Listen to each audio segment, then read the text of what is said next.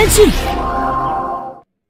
Selain Kamen Zetsu yang tayang episode perdananya hari Minggu tanggal 7 September kemarin, kalian tahu nggak? Ada lagi nih yang dirilis barengan sama Toei dan mau Ana bahas di video kali ini. Pertama ada TTFC, mini series spin-off dari Kamen Zetsu berjudul Sister Substory Agent Minami. Dan kedua ada Kamen Zetsu Transformation Course. Langsung Ana bahas keduanya sekaligus ya. Pertama ini dia Kamen Zetsu Series of Sister Substory Agent Minami. Ini adalah side story khusus ya dari Kamen Zetsu yang berfokus pada Minami Yorozu, adik perempuan protagonis utama kita yaitu Baku Yorozu. Jika seri utama menyoroti petualangan Baku di dunia mimpi untuk melawan para nightmare, side story ini lebih fokus dan memperlihatkan peran Minami Yorozu sebagai talent manager dalam kehidupan sehari-harinya yang diperankan oleh Miki Yagi. Ini tayangnya setiap minggu ya di TTFC Akatoi Tokusatsu Fan Club jam 9:30 waktu Jepang. Berarti sehabis episode utama Zetsu langsung tayang TTFC ini.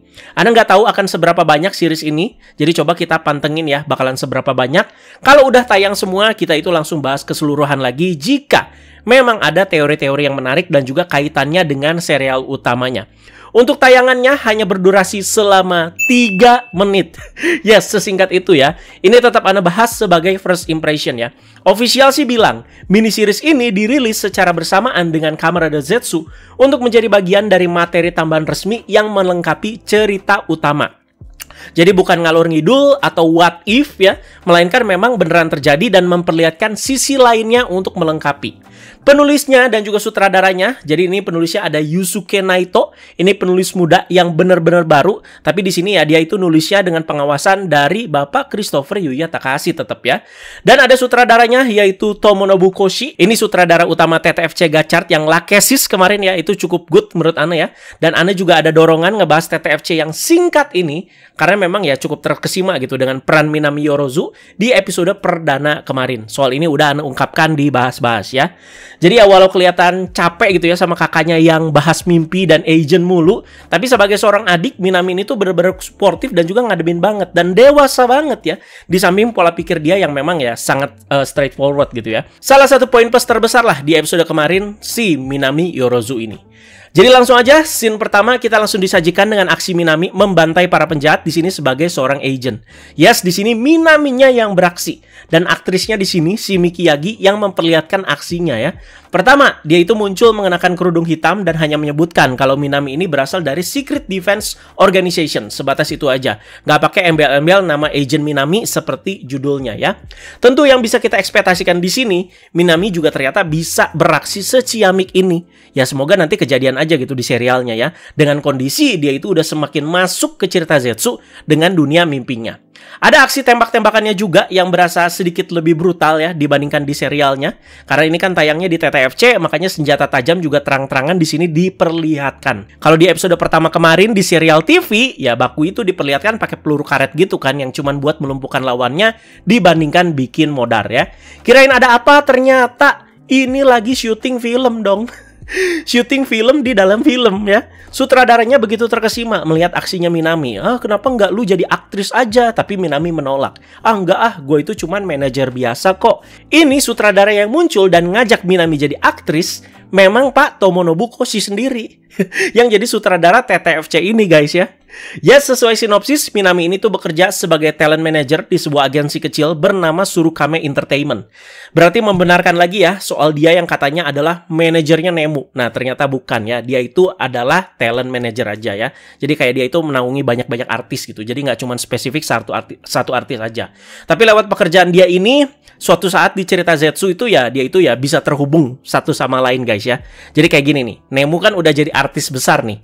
Dan Minami ini kan talent manager. Yang berarti dua orang ini kan kerjaannya itu ada di kolam yang sama ya. Jadi bukan nggak mungkin kalau dua-duanya itu bakalan connected nih satu sama lain ya. Jadi tinggal kita tunggu aja. Di sini Minami itu punya tugas khusus untuk mempromosikan seorang komedian bernama Sutomu ya. Dimana dia juga cukup kebingungan dan kayak mau nggak mau gitu ngepromosin komedian satu ini. Lanjut nih, kita diperlihatkan dengan pintu yang ada patungnya itu ya, yang udah sering kita lihat sejauh ini. Semoga bisa terjawab secara detail nanti di serialnya. Dan di balik itu ada komedian si Sutomu ini yang lagi nongol di rumah-rumahan kardus guys. Jadi bekerja terlalu giat, Minaminya tertidur dan bangun agak kemalaman lah ya, sehingga hanya dia sendiri yang tersisa di kantor agensinya. Tapi kita tahu ini si Minami lagi di dunia mimpi, ditandai dengan bulan berwarna merah dan bentuknya kopong di dunia tersebut. Di sini Minami itu bertemu dengan seekor nightmare bertemakan kucing. Kita lihat juga nightmare ini tuh mempunyai dua warna ya, hitam dan juga merah, mengenakan topi panjang dan bentuk mukanya terlihat seperti kayak sebelah-sebelah ya. Namanya Anda belum tahu apa, tapi nightmare kucing ini juga muncul di posternya. Dan udah, bersambung guys. Lanjut lagi nanti episode keduanya itu Minggu tanggal 14 September ya. Ya cukup menarik lah.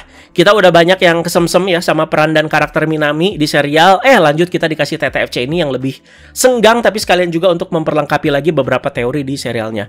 Anda nggak mau terlalu jauh ngomongin dulu si Minami ini nanti bakalan jadi rider. Ya udah kita nikmatin aja dulu TTFC yang ini ya. Sekarang lanjut ke pembahasan kedua, yaitu Kamen Zetsu Transformation Course ya. Ini sebenarnya tiap tahun itu ada. Jadi semacam Henshin lesson lah. Memperlihatkan Henshin pose dari MC-nya ke kita itu secara lebih detail seperti apa. Dan sudah pasti sekalian ngepromosiin jualan ya.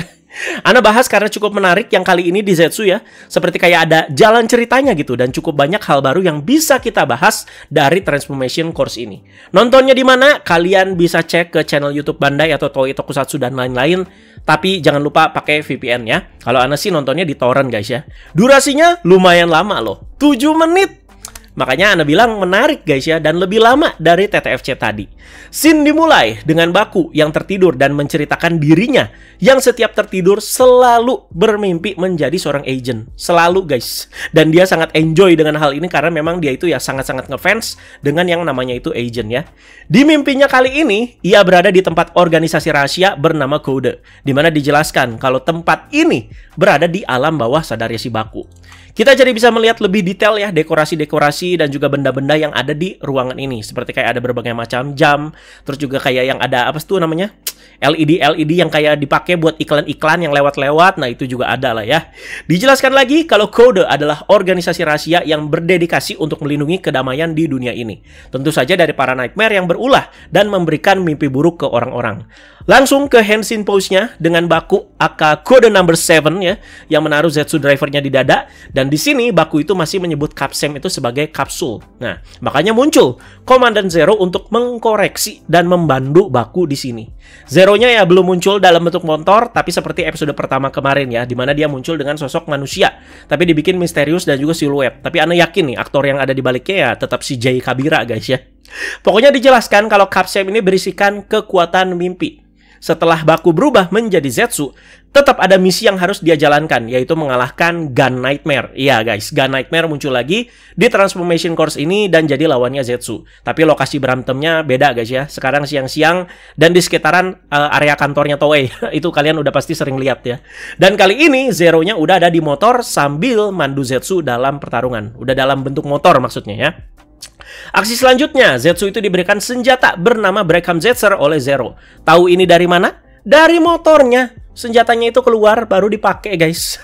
Jadi bukan tiba-tiba summon gitu ya dari si Zetsu drivernya, tapi dari motornya keluar gitu ya, dari badan motornya cung. Nah, jadi bisa lebih awal kan lihat Zetsu itu beraksi pakai senjatanya. Di episodenya aja belum guys. Berikutnya Zetsu, di mana si Zero manggil dia itu secara rutin kan 7 ya. Diberikan juga 5 Capsem sekaligus dengan Capsem silindernya. Ini nih yang mau Anda bahas lebih ya. Zero itu menjelaskan kekuatan mimpi yang lahir dari alam bawah sadar Baku melahirkan 10 Capsem ini. Jadi memang para Capsem yang sudah diperlihatkan ke kita sejauh ini adalah 10 Capsem utama. Emang nanti seiring ceritanya berjalan, apalagi udah masuk upgrade form, super form ya, akan mulai bermunculan Capsem-Capsem lainnya. Tapi ini ya, apalagi di awal cerita, ini adalah 10 yang utama. Duh, ini mah sama banget pak, kayak Exit ya, ada 10 gadget utama, Ghost itu 15 icon utama, Revise 10 Vice Time utama. Sebenarnya agak bosen ya yang utama-utama begini guys ya. Berasa kita tuh kayak ada apa ya, ada keharusan gitu untuk mengkoleksi si utama-utama ini ya. Jadi bagian ini juga jadi bisa menjawab ya, Capsem-Capsem berikutnya tercipta dari mana? Ya dari kekuatan mimpinya si Baku. Dan nanti dikeluarkannya lewat mesin yang mirip mesin Gashapon itu bernama Capsem Dropper. Uniknya di sini, si Gun Nightmare yang masih ada di situ kan nembak si Zetsu ya. Ada satu capsem yang jatuh, yaitu projection capsem, di mana capsem ini tuh ngasih layar proyeksi dan memperlihatkan footage Zetsu itu yang lagi beraksi dengan capsem-capsem tertentu. Ini sama sih kayak di trailer sebelumnya guys ya. Sejauh ini Zetsu kan punya 4 form ya, dan ini yang Ana suka. Henshin pose-nya berbeda-beda untuk setiap form ini. Physical Impact kita udah lihat Henshin-nya di episode 1 kemarin. Dimana kan yang ngelap bibir I'm on it terus nyentikin jari guys ya. Nah ketika nanti Baku itu berubah menjadi Technolom Stream, S-Prime Recovery, Paradigma Wonder, atau langsung pakai kapsem-kapsem seperti kayak Machinery, Projection, Barrier, Gravity, dan lain-lain ya. Itu Henshin pose-nya itu berbeda-beda. Asik bener coy. Makanya Anda bahas ini ya. Biasa MC Kamen Rider ganti-ganti pose Henshin itu kan ketika sudah mengakses atau mencapai fase form tertentu ya. Seperti Aceng yang udah dapet Gits 9 AK Final Form-nya langsung beda Henshin pose-nya ya. Ini langsung beda semua di form yang awal-awal. Ya ada 4 lah total ya. Anda suka banget. Jadinya nggak bosen di sini. Jadi Henshin pose-nya ya bisa kalian lihat sendiri lah ya. Yang paling unik itu Paradigma Wonder, di mana Baku itu nggak cuma jentikin jari 1 kali aja, tapi 4 kali. Anu suka lah kesederhanaan seperti ini ya, dimana form-form Zetsu juga kan gak heboh, cuman pergantian warna. Terus kalau misalkan Technolom Stream tuh kalau nggak salah begini, terus udah ya. Terus kalau si S-Prime tuh gimana ya? Oh gini, set, terus gelindinginnya itu dari bawah ke atas ya. Ya kalian lihat sendiri lah ya, Ana aja udah hafal nih. Jika Baku bisa menguasai semua kemampuan dari para Capsem ini, dia itu akan menjadi top tier agent katanya. Asik. Ya udah di sini Gun Nightmare-nya dihabisin dengan ngambil potongan scene di episode 1. Ini biar nggak syuting 2 kali. Ya sama ya, yaitu si Impact Vanish itu. Jadi Baku bangun seolah-olah ya ini tuh mimpi indah ya. Tapi belum beres guys. Zero di sini mengubah modenya menjadi mode robot di markasnya dan memperkenalkan ke kita dengan beberapa Zetsu Gear. Biasalah, karena agen tentu ada perlengkapannya di sini ya. Ini udah pernah dan juga sering Anda bahas ya di update-update Zetsu, entah itu di Terebikun atau di mana sebelum tayang. Tapi di Transformation Course ini kita benar-benar bisa melihat pengaplikasian dan cara kerja gadget-gadgetnya seperti apa. Sekalian juga memang ya, hari Senin tanggal 8 September kemarin, Bandai juga langsung mengumumkan gambar-gambar mainan ini ya, si Zetsu Gear ini beserta harga dan juga tanggal rilis. Dan nanti ya kita tinggal tunggu aja reviewnya dari channel Bandai Mania. Jadi soal ini ya sekalian kita bahas juga ya. Jadi ya ini bisa jadi keputusan kalian untuk beli si Zetsu Gear ini worth it atau tidak ya. Oke, Zetsupon ini juga kan termasuk Zetsu Gear ya. Jadi oke, ini udah nggak usah kita bahas. Dan kali ini ada 3 lagi yang diperkenalkan. Pertama ada Zetsu Kamera ya. Jadi dia nanti diperlengkapi dengan yang namanya itu kode capsem ya. Nanti dia itu bisa menganalisa gambar yang sudah difoto sama si Baku dan secara ajaib bakalan menguak clue dan juga beberapa misteri yang ada di gambar tersebut.